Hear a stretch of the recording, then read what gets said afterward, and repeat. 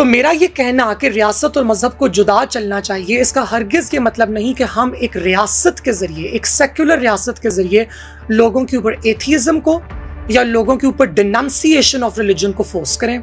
मुनाफिकत की इंतहा तो ये है कि इसको मुसल्लत करने की कोशिश करते हुए भी इस बात से इनकार है कि हम लामज़हबियत को मुसल्लत करना चाहते हैं। हमने तो इसका भी इनकार कर दिया, हालांकि सारी दलीलें आपने लामज़हबियत को मुसल्लत करने की दी। कम्युनल प्रैक्टिसेस को स्टेट के इंस्ट्रूमेंट के जरिए और लोगों पे इन्फोर्स करना सीधी सीधी हेजेमनी है, और ना सिर्फ हेजेमनी है बल्कि सुप्रेमेसी है।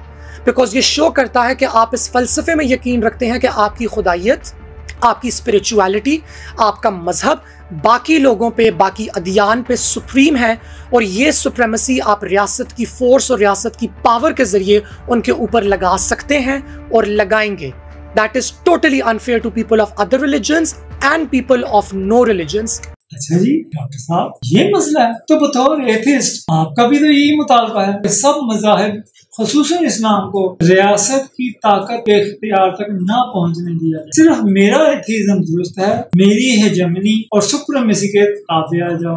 आपका भी तो यही मुतालबा है, और आपका मुतालबा क्या दूसरे नजरियात के और अक्सरियत के साथ जुल्म नहीं है? रिलीजन और स्टेट को सेपरेट करना इसलिए ज़रूरी है क्योंकि रिलीजन और स्टेट को अगर सेपरेट ना किया जाए तो पाकिस्तान की प्रैक्टिकल एग्जांपल हमारे पास सामने, जहां पे रिलीजियस सुप्रीमेसी को स्टेट के अंदर लेजिस्लेचर के जरिए और स्टेट के कैरेक्टर के जरिए कोडिफाई करके माइनॉरिटीज के ऊपर, इंडिजिनस पीपल के ऊपर ऑपरेशन कमिट किया जाता है। Religion whenever merged with the state is a tool of operation.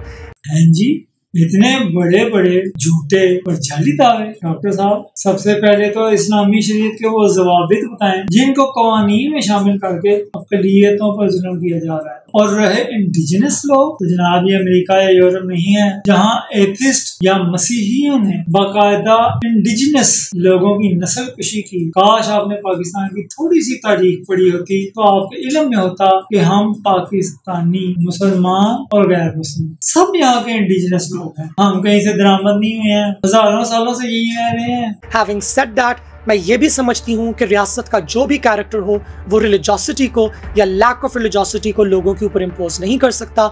This decision needs to be left to the individual. लीजिए डॉक्टर साहब, इसको कहते हैं 100 गज रस्सी आखिर पे गिरा। यानी आप खुद नहीं जानते कि आप क्या कह रहे हो। जब आप ये तस्लीम करते हो कि अफराद की अक्सरियत मिलकर किसी भी नजरिया को रियासती कानून बनाने का हक रखती है और उस पर अमल कराने का भी हक रखती है, तो आप ही के इस बुनियादी असूल के मुताबिक जब पाकिस्तानी अफराद की 97% मुसलमान अक्सरियत इस्लाम को रियासती कानून बनाना चाहती है, तो आप अपने ही असूल के फिर हो जाते हैं। कमाल, सदक़ल्लाहुल अज़ीम।